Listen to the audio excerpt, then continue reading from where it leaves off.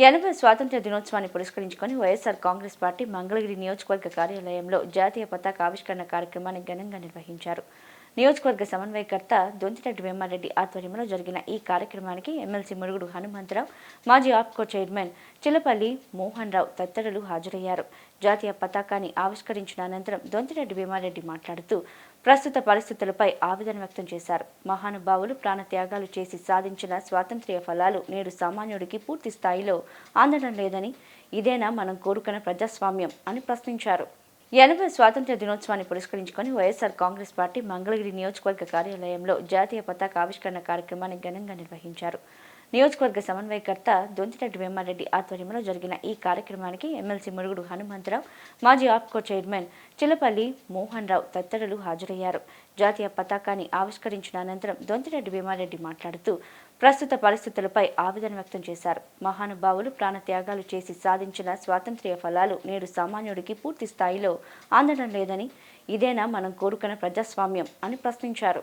80వ సంవత్సరంలో కాలీడం భారతదేశానికి స్వాతంత్రాన్ని తెచ్చుకొని ఇవాళ చాలా మందికి యువతకి భారతదేశానికి స్వాతంత్రం ఏ విధంగా వచ్చింది, ఆ రోజుల్లో మహానుభావులు వాళ్ళ జీవితాలను ఏ విధంగా త్యాగం చేశారు దేశం కోసం అనేది ఇవాళ చాలా మంది కూడా విషయాలు తెలియవు. మహాత్మా గాంధీ, జవహర్లాల్ నెహ్రూ, వల్లభాయ్ పటేల్ ఇట్లా లెక్క పెట్టుకుంటూ ఎంతో మంది ఎన్నో రకాలు అట్లాగే ప్రాణత్యాగాలు కూడా వీరోచితంగా పోరాడు. అల్లూరి సీతారామరాజు, సుభాష్ చంద్రబోస్ సొంత సైన్యాన్ని పెట్టాడు భారతదేశానికి. ఎట్లా మంది బ్రిటిష్ వాళ్ళని ఎదుర్కొని గుండె ముందు చూపించి ముందుకు నడిచిన ఉయ్యాలవాడ నరసింహారెడ్డి లాంటి వాళ్ళు ఎంతమంది భారతదేశ స్వతంత్ర యోధులు వాళ్ళ ప్రాణాలని ధనాల్ని త్యాగం చేస్తే మన భారతదేశానికి స్వతంత్రం వచ్చింది.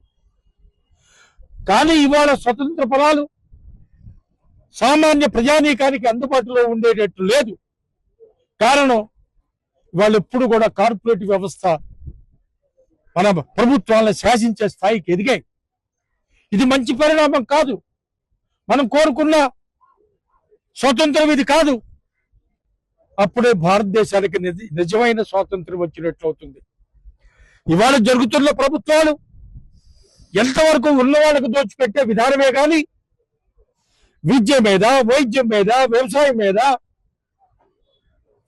మరి వెనకబడి ఉన్న నేతన్నల మీద ఎవరి మీద ప్రేమ కనపరుస్తున్నారండి వీళ్ళు. ఇవాళ రాజశేఖర రెడ్డి గారి పుణ్యవాణిని మన ఆంధ్ర రాష్ట్రంలో, ఉమ్మడి ఆంధ్ర రాష్ట్రంలో ఒక బ్రహ్మాండమైన చైతన్యం వచ్చింది. అభివృద్ధికి ఒక నాందిగా రాజశేఖర రెడ్డి గారు ఎలా అని చెప్పొచ్చు మనం. ఎట్లా అంటే ఫీజు రీఎంబర్స్మెంట్ అనే కొత్త స్కీమ్ని తెచ్చిన మహానుభావుడు భారతదేశంలోనే ఒక్క వ్యక్తి ఆ రోజున వైఎస్ రాజశేఖర రెడ్డి గారు. అట్లాగే ఆరోగ్యశ్రీ కార్యక్రమాన్ని పేద బడుగు బలహీన వర్గాల వాళ్ళకి గుండె జబ్బు, ఇంకొక పెద్ద జబ్బు చేస్తే హాస్పిటల్కి వెళ్లే స్తోమత లేక ఎంతో మంది అసూలు పాసిన రోజులవి. అలాంటి రోజుల నుంచి ఇవాళ కార్పొరేట్ హాస్పిటల్ కూడా సామాన్యుడు వెళ్లే అంత స్తోమత కలిగించిన వ్యక్తి వైఎస్ రాజశేఖర రెడ్డి గారు. అట్లాగే రైతులకి ఉచిత కరెంట్ ఇచ్చాడు. ఆ రైతులకు ఉచిత కరెంటు అప్పట్లో ఉన్న వాళ్ళ లోన్లన్నీ కూడా మాఫీ చేయడం వల్లే రైతు కూడా బ్రతికాడు. అంతకుముందు రైతు భూమి విలువ పెరిగింది, రైతు వాల్యూ పెరిగింది, దేశం సుభిక్షంగా ఉంది రాష్ట్రం. అట్లాగే రాజశేఖర రెడ్డి గారు పెట్టిన ఎన్నో మంచి పథకాలు, ఉచిత కరెంటు దగ్గర నుంచి అన్ని అవన్నీ కూడా సామాన్యుడికి ఉపయోగపడ్డాయి. ఫీజు రియంబర్స్మెంట్ లో ఉపయోగపడింది, చిన్న చితక అందరు చదువుకోవడానికి అయింది, ఆరోగ్యశ్రీ కార్యక్రమం అయింది.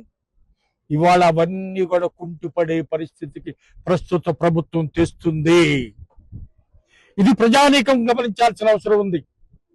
ప్రజలందరికీ నేను వెల్లడించుకుంటున్నా, ఎంత దుర్మార్గంగా ఇవాళ పరిపాలన సాగిస్తున్నారంటే, ఎవరైనా పిల్లలు నాకు డబ్బులు రాలేదంటే వాళ్ళు జైల్లో పెట్టేటట్టున్నారు. వాస్తవంగా ఇన్ని తప్పులు జరుగుతున్నాయి అంటే వాళ్ళు జైల్లో పెట్టేటట్టున్నారు. దొంగ బట్టి అమ్ముకుంటున్నారంటే వాళ్ళ జైల్లో పెడతారు. దొంగ ఇసుక అమ్ముతున్నారంటే వాళ్ళ జైల్లో పెడతారు. అంటే ఎవరు ఇవాళ ప్రభుత్వంలో జరుగుతున్న ఇదే ప్రజాస్వామ్యం? భారతదేశానికి ఆ రోజుల్లో మహానుభావులు ఇందుకోసం మాకందరికి స్వతంత్రం తెచ్చింది. స్వతంత్రం తెచ్చిన ఫలాలు ఒక సామాన్యుడికి అందలేని పరిస్థితుల్లో ఇవాళ మన రాష్ట్ర ప్రభుత్వం నడుస్తుందంటే ఎంత దుర్మార్గంగా ఉందో ఒక్కసారి ప్రతి వాళ్ళు కూడా ఆలోచించాల్సిన అవసరం వచ్చింది. ముఖ్యంగా యువత, విద్యార్థులకు వీళ్ళు కళ్ళు తెరవాలి, తల్లిదండ్రులకు వాస్తవాలు తెలియజేయాలి. మనం ఇవాళంతా దయనీయమైన పరిస్థితుల్లో ఉందో మన పరిస్థితులు అన్ని కూడా ప్రజలందరికీ చేరువయ్యేటట్టుగా మనం ప్రయత్నించాలి. అప్పుడే నిజమైన స్వాతంత్రం మన భారతదేశానికి, మరి ముఖ్యంగా మన రాష్ట్రానికి, మనకి. ఇవాళ డెవలప్ అయిన విధానాలు అన్నీ కూడా పాపం స్వర్గీయ మన ప్రెసిడెంట్ అయిన అబ్దుల్ కలాం సాహెబ్ ఏం చెప్పాడు? పెరుగుతున్న టెక్నాలజీ, పెరుగుతున్న సంపద అందరికి సమానంగా పేద బిక్కి పంచిన రోజునే మనకి నిజమైన స్వాతంత్రం అని చెప్పాడు. ఆ విధమైన విధానం ఇవాళ నడుస్తుందా మన రాష్ట్రంలో కానీ దేశంలో కానీ? ఆ పరిస్థితులు రావాలి. ఇవన్నీ మారాలంటే ప్రజల్లోనే చైతన్యం రావాలి. మనది ప్రజాస్వామ్య దేశం. మన ఓటు హక్కు ద్వారానే మనలో జరుగుతున్న ఈ వ్యవస్థలన్నింటినీ కూడా రూపుమాపడానికి, ఒక మంచి విధానాన్ని అవలంబించడానికి మనలో ముందు చైతన్యం రావాలి.